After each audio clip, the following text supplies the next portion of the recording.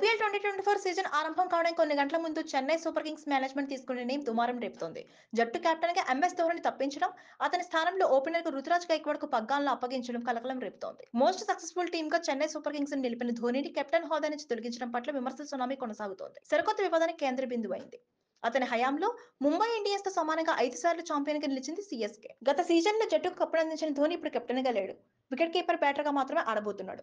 Season ఆరంభానికి ముందు అన్ని జట్ల కెప్టెన్ల ఫోటోషూట్ జరగడానికి చివరి నిమిషంలో ధోని తన నిర్ణయాన్ని వెల్లడించాడని చెబుతోంది సీఎస్కే మేనేజ్మెంట్. తనకు బదులుగా రుతురాజ్ గైక్వాడ్ ను ఈ ఫోటోషూట్ కు తానే దగ్గరుండి పంపించాడని వివరణ ఇస్తోంది. ధోని ఈ నిర్ణయం తీసుకోవడానికి సరైన కారణం అంటూ ఏమీ లేదు గానీ ఈ సీజన్ మొత్తానికి ధోని అందుబాటులో ఉండకపోవచ్చనే ప్రచారం జరుగుతోంది. వయసు మీద పడడం, త్వరగా అలసిపోవడం, ఫిట్నెస్, గతంలో మోకాలకి సర్జరీ జరగడం ఇలాంటి సమస్యల వల్ల ధోని ఈ నిర్ణయం తీసుకుని ఉండవచ్చని చెబుతున్నారు. కొన్ని మ్యాచ్లు ముగిసిన తర్వాత ధోని విరామం తీసుకుంటాడని, స్వచ్ఛందంగా చివరి జట్టు నుంచి వైదొలుగుతాడని, డకౌట్ కే పరిమితం కావచ్చంటూ వార్తలు వస్తున్నాయి. దీనిపై ఎట్టకేలకు మౌనం వీడింది చెన్నై సూపర్ కింగ్స్ మేనేజ్మెంట్. వాటిని తోసిపుచ్చింది. సీజన్ మొత్తానికి ధోని అందుబాటులో ఉంటాడని సీఎస్కే సీఈఓ కాశీ విశ్వనాథన్ చెప్పారు. తుది జట్టులో ఉంటాడని అన్నారు. సీజన్ కొనసాగుతున్నప్పుడు అతని పక్కన పెట్టాలనే ఉద్దేశం తమకు లేదని, విశ్రాంతి తీసుకోవాలని ధోని కూడా కోరుకోవట్లేదని వ్యాఖ్యానించారు. ఇదే విషయాన్ని హెడ్ కోచ్ స్టీఫెన్ ఫ్లెమింగ్ కూడా స్పష్టం చేశాడు. గత సీజన్ కంటే ధోని ఫిట్ గా ఉన్నాడని అన్నాడు. Please subscribe Pragna Media. Please like, share, subscribe to Pragna Media. Pragna Media, please do like, share and subscribe. Please subscribe to Pragna Media. Please like, share and comment if you like the video. Pragna Media.